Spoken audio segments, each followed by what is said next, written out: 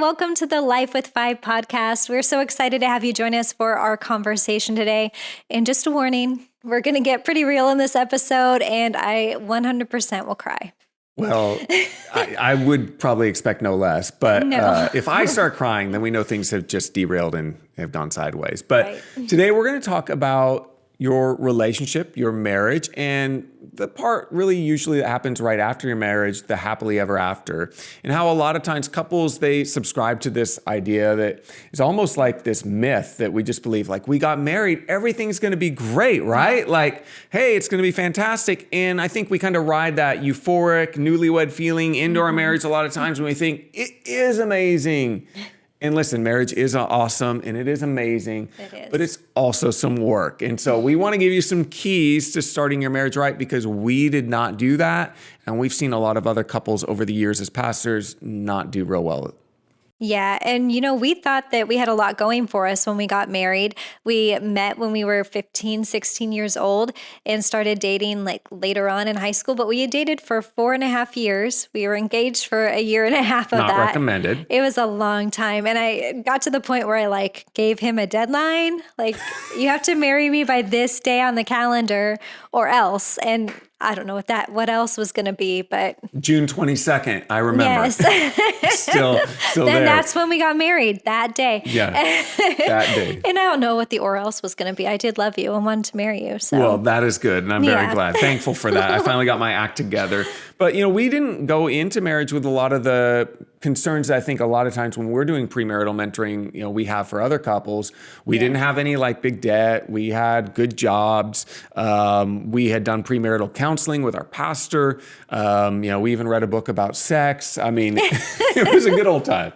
Yeah, it was great. And we had the same friend group. Most of our friends were the people that we went to church with. We were super involved in our church. So we had, the same friends and the same life values and all of that good stuff. And then our families, we got along really well with each other's families, which was important to us because we're both really close to our families. And we weren't having sex before marriage. We weren't living together before marriage. So if you look at all the boxes, we checked every single one. Yeah, it was like, boy, we are doing so well. Right? We don't really have anything to work on. Yeah, or worry about. Everything was going to be great. Yeah, like we said, that happily ever after doesn't just happen. You have to work for that. And so there were some things, honestly, that I just missed. And one of the reasons I missed them is because I think I was a little bit ignorant, or maybe willfully ignorant. I don't know. But I would compare our marriage to my parents' marriages, and those weren't good. None of them lasted. None of them were healthy. None of them were good. There was a lot of fighting. People were, walking out. There was lots of, problems, abuse, and different things that were going on, a lot of different dynamics. And so I just thought, well, we don't have any of that, so we must be doing fantastic. But I really was missing some things, and I was not actively looking for problems. I wasn't paying attention to problems because I was so consumed doing other things. Mainly for me, it was church and ministry. For you, it might be a job you have or whatever the case might be, where we just focus on one thing to an unhealthy degree, thinking that's what we're supposed to do. In my mind, I thought, I'm doing this for God, and this is what God wants me to do, not realizing that God wanted me to love my wife and to, spend time with my kids, and how important that was and it should have been in my life. Yeah. And I really just felt unseen and unappreciated. And we had moved from Portland to Tucson with 2 small kids, and I felt very much alone. And, I didn't feel like I had a safe place either. Ray's a really strong personality. So, That's one way to say it. My tendency early in our marriage, and honestly today too, I still struggle with this, is just this feeling like I don't want to start an argument because I'm not going to win an argument. So Sadly, why would I true. put myself through that, Yeah, that's not just a feeling. That was a truth, a reality. No, and I had just expectations of him as a husband, being home more, playing with our kids when he was home, and spending time with me when he was home. And that just wasn't our reality. Those expectations weren't met, but they also weren't really voiced either, because I just didn't feel like I could express that.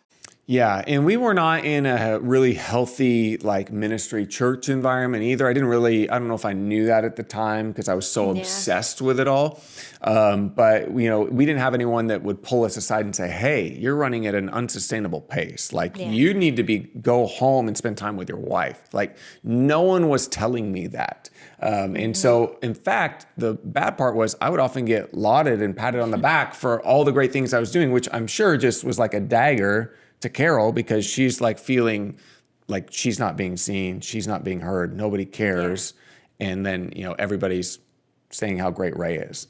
Right. And it just created a lot of distance between us because I wasn't willing to talk. And so most of the time that we spent together was not exactly quality time. Like we might be in the same room, maybe even doing the same things, but there was no connection. There was no emotional connection. There was very little physical connection either. So it just created a lot of distance between us. Yeah. And if you're familiar with the 5 love languages, one of my primary love languages is acts of service. So when she says there was no connection, I thought like that was our connection. But her love language is quality time. And then both of our secondaries is physical touch. And so that wasn't really there, at least not in a prevalent way, like it should be in a healthy marriage, at least for us. And so it was kind of this cycle where I thought, okay, well, she's doing stuff. But then, I would always nitpick and gripe about what she wasn't doing. And she was feeling like I wasn't giving her what she needed. Yeah. And so it really led to a lack of intimacy. And, I didn't feel emotionally connected to Ray. So I didn't feel like I wanted to be physically connected to him either. And our sex life really suffered. And it was really hard for a long time. It was. And if you know me, I'm not like naturally the most compassionate, empathetic person. I tend to be more task-oriented, which I think a lot of guys are. I'm not saying all guys by any stretch of the imagination, but a lot of men are. And so not paying attention to Carol and not really, reading the tea leaves, if you will, was problematic. And so I would run to other areas where I would find success. And, we had a youth ministry that was growing. It was exciting. A church that was telling me how great we were, a boss that was telling me how great I was. And like, it's easy to buy into your own hype in those moments and be like, well, I don't have the problem. You have the problem. Yeah. But I was the problem. And I just felt like, oh, no, you're not so great. Like I noticed every flaw. I noticed everything he did wrong. It honestly got to the point where I didn't even like the sound of his voice. Like I dreaded him coming home because I'd have to listen to him. And how can you not like this sweet voice? I know. It's so sad. And looking back, it wasn't all bad. I just couldn't see the good because I was so hyper-focused on the negative. Yeah. And so we are telling you this because we want to be real. We want to be authentic. And I love you very much. I love you too. But we also want to give you some hope because I think there was a turning point for us. It was at a moment of really intense pain. I think it was really only the grace of God that allowed us to get through it. There were some great people along the way that loved us in the midst of all of that. And despite maybe all of our, mess that we had both created. But we do want to give you some solutions because we said we want to give you keys to a healthy marriage and starting your marriage off right. But I want to say this, no matter where you're at in your marriage, you can use these principles we're going to talk about because, we were years into our marriage, 8-9 years in, before we really started doing this. And the first one's communication. Yeah, and it's just so important to create a safe place for communication and to really be willing to be vulnerable with each other. That was so hard for me, and to open up and to trust him with how I was feeling and what I was thinking and schedule it. Like for me, that's super helpful to put it on the calendar because I do process my feelings so much slower, just naturally, and I need time to think it through. So when I know when conversations are going to take place, I feel like I can be a lot better prepared and say what I actually want to say.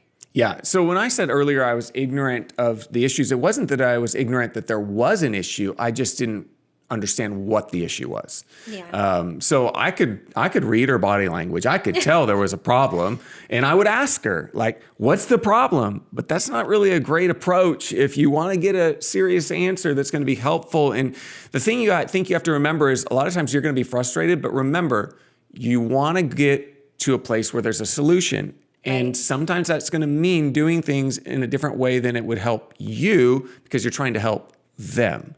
And when you come with that mindset, it just begins to change things. Because here's the thing, we're not mind readers. And I don't know, ladies, maybe you're married to a guy and you're like, how can he not tell? Right? I mean, we are very different. Yes. Like after almost 20 years of marriage, we've learned how different we are, and we see the world differently, and our minds work so differently that, expecting him to know, like it seems like, of course he should know. It's so plain and simple, but really that's just an unrealistic expectation. Yeah, and I would say too, guys, maybe you think your wife should just know and appreciate everything that you do. Like I thought, well, I'm working hard and this is, providing for our family. Why don't you appreciate this? Or we're doing so well here and we're doing great things for God. Like, why don't you appreciate this? So you have to use words, and we'll talk about some different ways that you can do that, but stop having the expectation that the other person should just know. And you can keep saying it until you're blue in the face. It doesn't change the fact that they just don't. And so if you want to find a solution, you're serious about a solution, use those words. Yeah. And be patient with each other. Be patient with yourselves. It's a process, especially if you start from a bad place. It's not going to turn around overnight. So you've really got to be patient and just walk it through. I promise you there's hope. But yeah, let the process work through. Yeah, I tend to be a fixer.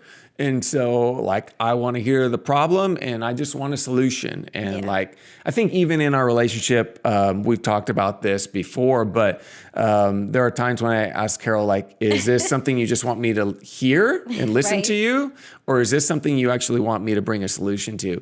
And like she said, it's not going to be solvable in one conversation, one, session at a counselor. And all of a sudden you're like, oh, we went to the counselor and we tried and it didn't work after 2 times visit. That's not effort. Right. Sometimes it can take months, even years, but it can be so amazing. I'm so thankful for our marriages today. Yeah, definitely. And trust has to be built up. And, when trust is broken, especially, it can be such a process to get back to a place of trusting each other. But the more you prove yourself trustworthy and the more you give grace to your spouse and choose to trust them, even when it's difficult, the more equity you're going to build in that area of your relationship. Yeah, because if you're never making any deposits and you go to make a withdrawal, the check's going to bounce. Do people still write checks? It's been a minute since I've written a check. Yeah, I don't know. a minute since we've written a check. But you understand what I'm saying there. You're going to have insufficient funds. Yeah. And so the one thing I would say is in this process of trusting somebody, we can't expect perfection from the other person. We're humans. We're fallible. We make mistakes. And so that doesn't excuse sometimes those missteps, but we do have to work with a degree of grace because God, again, has been very gracious to us. Yeah. So moving from trust, I think it kind of moves right into this next part, and that's forgiveness. We want to make sure that we are forgiving one another.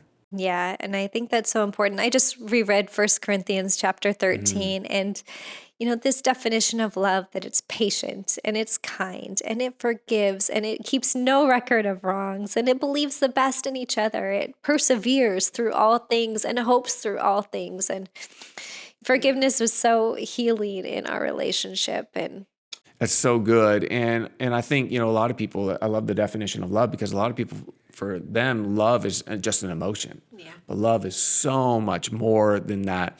And, I understand the idea of forgiveness. It doesn't necessarily condone what the other person did, but you're releasing yourself, really. You're freeing yourself, because what unforgiveness does is it creates a prison in our own lives. I heard one person compare it's like drinking poison and expecting the other person to die. Maybe you are punishing them, but you're also hurting yourself, and you want the freedom that God has for your life. And so if something's happened to you in your marriage, in your family, in your life, in your past somewhere, I just want to encourage you to go through the process of forgiveness. And sometimes, by the way, forgiveness is a process. It's not just like, I say I forgive you and then it's all gone and done. It takes time to really walk through that. Yeah. And it's also really important to bring other people into your relationship, whether it's a counselor, and we did that for a while, whether it's mentors, individual mentors, or marriage mentors, people whose relationships you look up to. Early on, I didn't feel like we had safe people that I could talk to because we were in ministry, and really all of our relationships revolved around the church, and my husband was on staff. So who can I tell what a terrible person my husband is, No, but really, you want people who are for you, who are for your marriage, and who want to see you succeed, and who are going to be there when times are difficult to encourage you and to pray for you. Yeah. And you need mentors and you need counselors, or, like a coach. Yeah. Counselors are kind of like a third party who's objective. A mentor might not be really completely objective. They might be able to use objectivity to see some things, but they care about you. So it's not just like, hey, you're out of my office, the session is done. They're going to follow up with you, and you need to find those people. And you don't have to go up and say, hey, will you be my mentor or anything? No. Like, I feel like that's super intimidating for a lot of people. So maybe it's just you say, hey, can we take you out for dinner or something, or can we have you over, and you start a relationship and you see kind of where it goes. Yeah, that's so good. Sometimes we have to restructure our priorities, right? Absolutely. Like, God, of course, should be number one in our lives. And when we're pursuing Him, it's going to help all the other things fall into place. So God first, our spouses come next. We're together for the long haul, and we want to invest in that relationship. And then our kids, our family relationship is more important than all the other relationships in our lives and our jobs and the things that we're doing to really invest in our family. Yeah, absolutely. And I love that idea of putting God first, because here's the thing. People say, well, shouldn't I put my spouse first, or shouldn't I put my kids first? The reason you put God first is because when you learn to worship God, He fills you with His love, and then your love for your spouse, your love for your kids, it's the best love you can give. Right. And so that's why you put God first. And by the way, we'll talk about this more later, but your spouse comes before your children. Yeah. I mean, in your marriage. Now, I know some people maybe are on the other side of that marriage, and so the dynamics are a little bit different. But if you're still married, your spouse is first. And so get on the same page and start to restructure those priorities. And then the last thing we just say is realize this is a process. I know we kind of already talked about it, but it's going to take time. If you're listening or you're watching and you're like, I know there's more for our marriage. I know there's more for our family. I want you to know there's hope, but you need to be patient and trust God in that process, because I found that God isn't necessarily just the God of the payoff moment, the big miracle, but it's in the waiting, it's in the process, it's in the journey that He actually builds the character, the depth, the perseverance that Carol was referencing. That's so good. A little tip for you when you're preparing to go into a conversation, write what you're feeling down. That's really helpful for me. Ray doesn't necessarily process that way. Usually he just lets the words come out of his mouth. But for me, my thoughts are usually like in a loop inside my head.